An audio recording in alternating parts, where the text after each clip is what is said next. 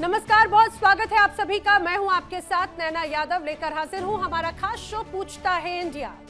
पड़ोसी मुल्क पाकिस्तान उस हरकत को लेकर एक बार फिर से चर्चा में है जिसका शिकार कोई और नहीं बल्कि उसकी सेना के जवान हो रहे हैं। पूरी बात आपको बताएं, लेकिन उसके पहले आपको एक वीडियो देखना और सुनना बहुत जरूरी है, और वो पीड़ा भी जो पाकिस्तान के सेना के जवान अपनी पीड़ा किस रूप में सुना रहे हैं। किस तरह बोल सकती है कि ये हमारे बंदे नहीं है। ये कार्ड आर्मी का ही है ना, इन्होंने हमें बना के दिया ना, हमने खुद तो थोड़ा बना लिया। ये शनाख्ती कार्ड मेरा देख ले, ये भी पाकिस्तान ने मुझे बना के दिया। ये अभी किस तरह कह रहे हैं कि ये हमारे बंदे नहीं है। मैं दरगाह करता हूँ खुदा के लिए मेरा मालन मजदूर है, मैं घर के बड़ा हूँ साहब। इस बात को ना करे कि ये हमारे बंदे नहीं है।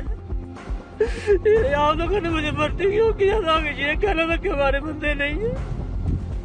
ये कार्ड किस चीज के लिए दिए ये देखो। आप लोग क्यों कह रहे कि ये वीडियो झूठी, ये वीडियो हकीकत है। का नाम क्या है? नाम दीदारुल्लाह। वालिद का नाम? निजारुल्लाह। इलाका? के पिशावर बुनेर। और आपने आर्मी कब ज्वाइन की है? मैंने 2025 में। आपका रैंक कौन सा है? सिपाही। आप कौन से यूनिट से ताल्लुक रखते हैं? मैं 15 पे से ताल्लुक रखता हूँ, 33 डेल से। आपको आर्मी नंबर कौन सा है? मेरा आर्मी नंबर है 3416-653।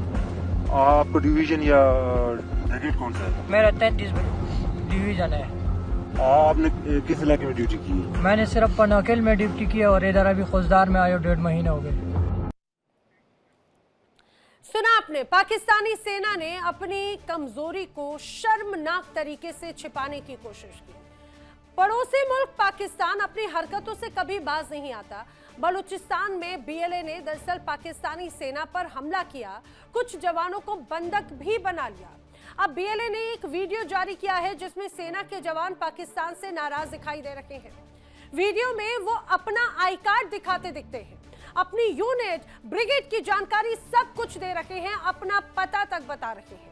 अब ये जवान सवाल पूछ रहे हैं कि पाकिस्तान की सेना आखिर क्यों उन्हें पहचानने से इनकार कर रही है। आइए आपको पूरा मामला भी बताएंगे और दिखाएंगे पाकिस्तान सरकार का बेशरम कबूलनामा क्या है। पाकिस्तान की संसद में पाकिस्तान के रक्षा मंत्री ख्वाजा आसिफ जो कहते हैं वो तस्वीर वायरल हो रही है जिसमें वो जवानों की बेकदरी की बात खुद कबूल भी कर रहे हैं। गद्दी में जो स्पाइक आई है पिछले 2-3 साल के अंदर, जनाब स्पीकर, दुख के साथ कहने पड़ता है कि उस दहशतगर्दी की कंडेमनेशन में हम जो है मुतहद नहीं है।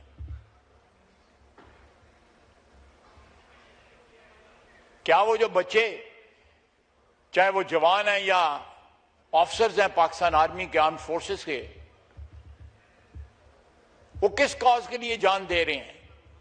क्या हम अपने सियासी मफाद, मैं खुदा की कसम किसी को ब्लेम नहीं कर रहा, अपने सियासी मफादात को प्रोटेक्ट करने के लिए, अपने पैठी, अपने जो गोल्स जो हैं इक्तदार के हसूल के लिए, हम उनके जनाजों में भी नहीं जाते। ख्वाजा आसिफ का ये जो कबूलनामा कहें या फिर ये जो बयान कहें वो वाकई में बड़ा शर्मनाक भी है। हालांकि ये शर्म उनके उस बयान में साफ तौर से समझ भी आ रही है। वो इस बात को बार बार दोहरा भी रखे हैं कि हम अपने जवानों को एक तरह से मरने के लिए छोड़ देते हैं, उनके जनाजों तक में नहीं जाते। जब आतंकी गतिविधियां या इस तरह के अगर कोई मामले सामने आते हैं तब पाकिस्तान अपने जवानों के साथ स्टैंड तक नहीं करता। तो जो सेना अपने जवानों को सम्मान नहीं दे सकती, उनकी कुर्बानियों को सम्मान नहीं दे सकती, वो किस मुंह से एक शानदार फौज होने का दावा करती है। शाहबाज सरकार पाकिस्तान के सेनाध्यक्ष को फील्ड मार्शल फिर चीफ ऑफ डिफेंस स्टाफ बना सकती है, लेकिन जवानों की शहादत के साथ में चीप हरकतें करती है, और यही उसका एक जीता जागता उदाहरण है। अब बड़े सवाल है, क्या पाकिस्तान में सिर्फ सीनियर ऑफिसर, सिर्फ वरिष्ठ हुक्मरानों का ही सम्मान होता है और कुछ नहीं? क्या ख्वाजा आसिफ का बयान पाकिस्तान सरकार के शर्मनाक रवैये को बयान नहीं करता? क्या पाकिस्तान में आतंकियों के जनाजे में अधिकारी जा सकते हैं लेकिन सैनिकों के जनाजे में नहीं जाते? ये किस तरह से दोहरा रवैया है? और आखिर आसिम मुनीर कर क्या रखे हैं? चीफ ऑफ डिफेंस स्टाफ अगर कहते हैं तो उनके जो डिफेंस के स्टाफ हैं, क्या उन्हें यूं ही ये कहा जाए कि मरने के लिए छोड़ना चाहते हैं? ये अब उन्हें एक्सेप्ट तक नहीं करते। करेंगे चर्चा, खास मेहमानों का पैनल हमारे साथ में इस दौरान कनेक्ट हो रहा है। आइए आपको उनसे मिलवा देते हैं।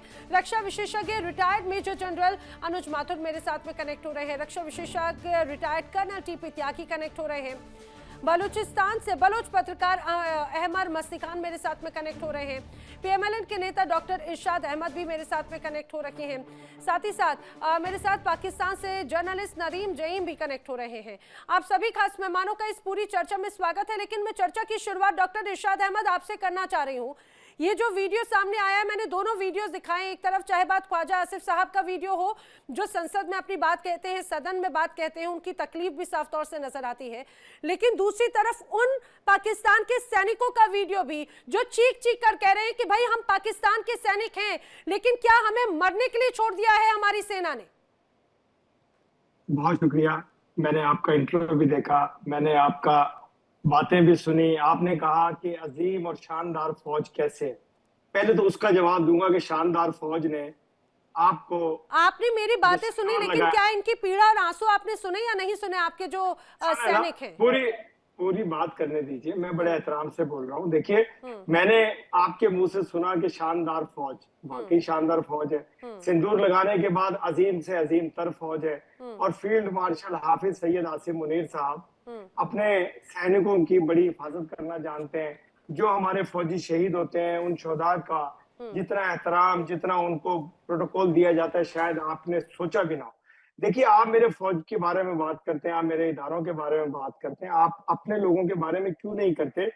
आपको, मैं आज देख रहा था तज्जिया कि 17 लाख लोग आपके हिंदुस्तान में सिर्फ फिजाई आलूदगी से मर जाते हैं, और आपको मेरे फौजियों की फिक्र क्यों पड़ी हुई है? हम अपनी फौज की हिफाजत, फौज हमारी हिफाजत करती है, हम क्या हिफाजत करेंगे? फौज हमारी हिफाजत करती है, पाकिस्तान की फौज हिफाजत करती है मेरी सरहदों की।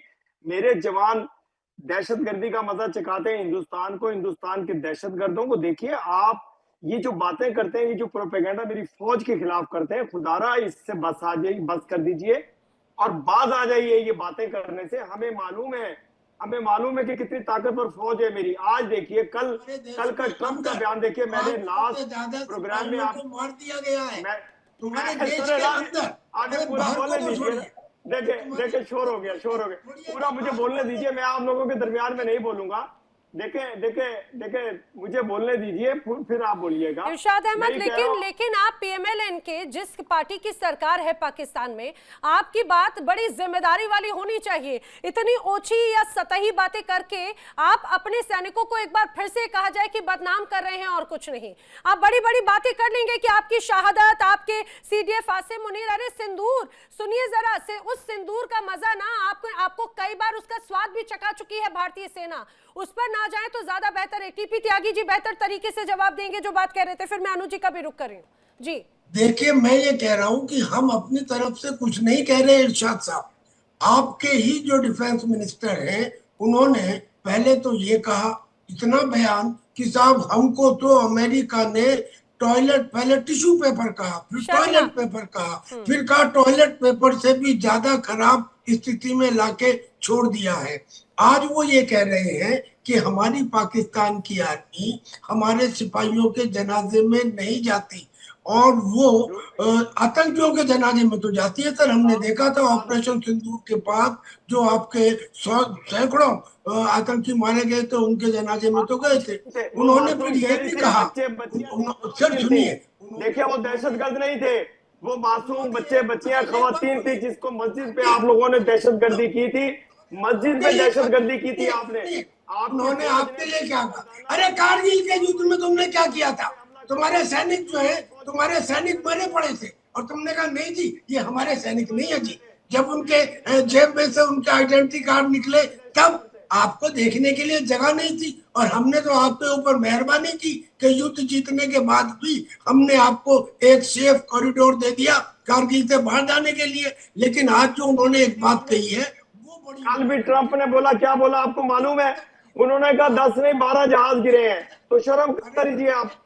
कल ट्रंप ने तकरीर में क्या कहा है कि ऐसे आदमी जो दिल्ली में जाके बैठ जाएंगे, जो लंदन में जाके बैठ जाएंगे, जो यूरोप में जाके बैठ जाएंगे, उन्हें उससे पहले हमें एक्शन लेना चाहिए। समझ गए ना इशारा क्या है? समझ गए क्या इशारा मैं है? कह रहा हूं, आप समझ गए, आप समझ गए। मेजर गौरव आर्या, इरशाद और अहमद, वो जो इरशाद आपके- अहमद, आपके इरशाद रिपब्लिक अहमद, टीवी के आपको बंदे- आपको मेजर गौरव आर्या की आवाज सुनाई देती है, आपको ये कहा जाए कि डोनाल्ड ट्रंप की आवाज सुनाई देती है, आपको अपने सैनिकों की आवाज सुनाई नहीं देती? आपको ख्वाजा आसिफ का वो बयान सुनाई नहीं दिया क्या जो उन्होंने सदन में दिया? जरा कुछ तो शर्म करनी चाहिए थी। जरा कम से कम अपने सैनिकों के बारे में कुछ बात जरा कह दीजिए। इन वीडियो में जो रो रो कर चीख चीख के बोल रहे हैं कि हमारी ही सेना ने हमें नजरअंदाज कर दिया, जरा उन पर भी कुछ कह दीजिए। देखिए, मैं आपसे अर्ज करूं, मेरे फौजी पहले तो यह है कि इस तरह का वावेला कभी भी नहीं करेंगे कि दलेरों की शहादत लेते हैं, वो दलेरों की तरह, शेरों की तरह शहादत लेने के लिए मेरे फौजी हर वक्त तैयार होते हैं। वो कभी भी इस तरह वावेला नहीं करेंगे जो आप दिखाना चाह रहे हैं, जो आप दिखा रहे हैं। मैं ये कह रहा हूं कि मेरा जो फौजी होगा वो खड़ा होगा खुदा की ख्वाजा कसम, आसिफ ने जो उसको सदन में तोप के कहा आगे उसके भी लिए खड़ा क्या होंगे तो वो नारे कहेंगे? तकबीर ख्वाजा अल्लाह। आसिफ ने कहा कि अपने फायदे के लिए सैनिकों को एक तरह से मरने के लिए छोड़ दिया जाता है, बेकदरी होती है। ख्वाजा आसिफ जो कह रहे हैं वो सियासी बयान उनका नेशनल असेंबली में जो है वो एक तकरीर कर रहे हैं, उनको जगा रहे हैं। जो पीटीआई के लोग मुल्क के खिलाफ, फौज के खिलाफ बकवास करते हैं, इरशाद अहमद, उनको इरशाद समझाने की अहमद, कोशिश। इरशाद अहमद, आप बड़े सीनियर नेता हैं। मैं आपसे जरा सेंसिबल, और मुझे लग रहा था कि आप शायद थोड़ा कुछ ढंग की बात बोलेंगे। अनुज माथुर जी, जरा एक बात बताइए, ये अपने सैनिकों की बात करते हैं कि हमारे सैनिक दिलेरी की तरह लड़ते हैं। हमने 71 का वाकया भी याद है और आज की भी स्थिति हमारे सामने है। वो सैनिक, वो सिपाही जो अपने घर पे इतनी ढेर सारी बड़ी जिम्मेदारियों के साथ में आता है, ये सोचकर कि भाई हमारी जो सेना है और सरकार, वो उसकी छत्र छाया है हमारे साथ में, उसके ऊपर क्या बीत रही होगी कि किस तरह से मरने के लिए छोड़ दिया इन्होंने, और ऊपर से इरशाद अहमद उसको एक्सेप्ट भी नहीं करते। नैना, देखिए, मैं आपको एक बात बता दूं कि ये जो इरशाद अहमद साहब हैं, ये परमानेंट डिनायल के मोड में रहते हैं और इनको सिर्फ एक चीज याद रहती है। मैं आपको बताना चाहता हूं कि आप चाहे 65 देख लीजिए, 71 देख लीजिए, 99 देख लीजिए। 99 तो हमने अपनी आंखों से देखा है किस तरह से आपने वहां पर। एक मिनट प्लीज, आप बोल रहे थे 2025 देखिए, छोड़ दीजिए पुरानी बातें। कर रहे थे, हम पैदा नहीं हुए थे, हम 61, 72, 65 में पैदा नहीं हुए थे। हम आज की बात करते हैं जब आज हमारी फौज ताकतवर है। अरे इरशाद जब अहमद आप जी, सुनिए ना, ताकतवर नहीं आपकी थे। बात पे अनुज माथुर जी तो जवाब देंगे, लेकिन आप बार बार डोनाल्ड ट्रंप की बात को लेकर कहते हैं वो खुद ही कंफ्यूजन में है। कभी कहते हैं 11 विमान, कभी कहते हैं 4 विमान, कभी कहते हैं 7 विमान। अरे किसका भरोसा कर लिया जाए? कुछ नहीं, मतलब इनको देखिए नैना, आज का जो इशू है वो विमान नहीं है। इनको भी पता है, इनकी आर्मी को भी पता है, इनकी एयरफोर्स को भी पता है, सबको पता है। नूर खान में क्या हुआ था ये जानते हैं, 11 हवाई अड्डों पे क्या हुआ था ये जानते हैं, 9 सैनिक जो इनके 9 आतंकवादी अड्डे तबाह हुए थे वो ये जानते हैं। इस बात में कोई बहस की गुंजाइश नहीं है। ट्रंप के बाद एक ट्रंप को लेके घूम रहे हैं। ये इसलिए हो रहा है कि तलवे चाट रहे हैं। शर्म अल शेख में जो इनके प्रधानमंत्री ने ट्रंप के तलवे चाटे थे वो देख लीजिए। उसके बाद अभी जाकर के वो उसको कहता है खड़े हो जाओ, बैठ जाओ, ये कर लो, वो कर लो। इनके chief of the army staff का आइडेंटिटी कार्ड चेक होता है म्यूनिख में। ये बात फालतू की कर रहे हैं। आज अभी जो मुद्दा है वो ये है कि पाकिस्तान की सेना इस बात के लिए नोन है। 93,000 सैनिकों ने पतलूने उतार के ढाका में सरेंडर किया है। पतलूने उतार के 93,000 फौज ने 1.5 अरब लोगों के कपड़े उतारे मेरी फौज ने। 1.5 अरब लोगों को मारा। 93,000। अच्छा, दूसरी बात, जो कारगिल में अपने डेड छोड़ के गए वहां पे, उनको हमने बंदल दिया है वहां पर। उस लड़ाई में इस बेगैरत सेना के इसके बात करने की आवश्यकता नहीं है। आज का प्रश्न, आज का मुद्दा, इशफाक अहमद साहब प्लीज शांत रहें। आप शांत रहें। आप एक नेता हैं, बकवास करते हैं। आप एक नेता है, इरशाद अहमद, आपके पाकिस्तान में तो आपके सैनिकों की कोई वैल्यू नहीं है। मेरे पैनलिस्ट में जो शामिल हैं, भारतीय किसी भी जवान के साथ आप इस रूप में बात नहीं कर सकते। जरा सोचिए, मेजर जनरल हैं, आपको उनकी वैल्यू नहीं पता होगी। आपके यहाँ तो सिर्फ आपको एक ही नजर आते हैं, आपको इसके अलावा और कोई नजर नहीं आता। और प्लीज जरा सोच समझकर शब्दों का इस्तेमाल करें, ज्यादा बेहतर है। अदब से बात करें। मैं हालांकि मुझे लगता है ये उम्मीद भी बड़ी बेईमानी हो जाती है। माथुर सर अपनी बात पूरी कीजिएगा, फिर मैं बाकी गेस्ट करूंगा। यही कह रहा हूं, जब देखिए इस प्रकार के एडमिशंस होते हैं, इसका कोई पिछले कुछ दिनों में अफगानिस्तान के सैनिकों ने इनके कपड़े यूनिफॉर्म्स ले जा करके और हथियार लेकर के उनकी नुमाइश करी थी, कि ये तमाम चीजें जो देखने की होती हैं, जो सेना अपने सैनिकों का सम्मान नहीं कर सकती, बिल्कुल सर। वो सेना, हमने भी बहुत समय निकाला है सेना में, हम किस प्रकार से देख रहे हैं यहाँ पर क्या हालात होने चाहिए, कोई क्लैरिफिकेशन नहीं है। कोई इनका अपना डिफेंस मिनिस्टर कहता है कि हम उनके जनाजों में नहीं जाते हैं, इनका अपना डिफेंस मिनिस्टर कहता है कि हमारा जो कम्युनिकेशन, हमारा जो कांटेक्ट जो था आतंकवादियों के साथ, उसको हम एडमिट करना नहीं चाहते हैं, 30 साल से हम आतंकवाद फैला रहे हैं। ये तमाम चीजें जो हैं इनके अपने हैं, वो जो रक्षा मंत्री हैं वो इनके अपने हैं। ये बात अभी आपको ये समझने की आवश्यकता है कि क्या हालात हैं, उन हालात को मानेंगे अगर आप नहीं तो आप उनसे निपट नहीं सकते। और आपको यही वजह हो रही है कि जिस तरह की मार पड़ रही है आपको खैबर पख्तूनख्वा में, आपके इसी मंत्री ने वहां पर एक्सेप्ट किया कि पिछले 2 साल में 3000 आपके सैनिक मारे गए हैं, 20-22 हजार घायल हुए हैं। आप इनको समझ में नहीं आएगा सर, समझ में नहीं आएगा। लेकिन मैं अहमद मस्तिकान जी का रुख कर रही हूँ। अहमद मस्तिकान जी, आपने सुना, चाहे बात यहाँ पर ख्वाजा आसिफ के बयान की बात हो, ठीक है, उनकी वो तकलीफ या वो एक्सेप्टेंस साफ तौर से नजर आया। बलूचिस्तान में उन सैनिकों का रोता हुआ वीडियो भी आपने देखा और इरशाद अहमद को भी सुना। परमानेंट डिनाइल मोड में रहते हैं, इसमें कोई शक नहीं। यही बात अनुज माथुर जी भी कह रहे हैं। बलूचिस्तानियों को भले ही अपना कहते हो, लेकिन परमानेंट डिनाइल मोड वहां पर भी नजर आया। अब इन सैनिकों को लेकर क्या कहेंगे जो रोकर चीख कर अपनी गुहार पहुंचा रहे हैं, लेकिन सुनने वाला कोई नहीं है पाकिस्तान में उनकी? अहमद जी, अपना ऑडियो अनम्यूट कर लें प्लीज।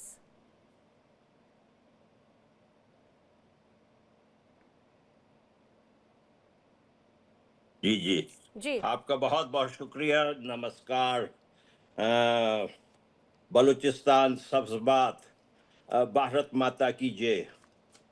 मुझे आप वक्त देते हैं, मैं आपका बहुत मशहूर हूँ।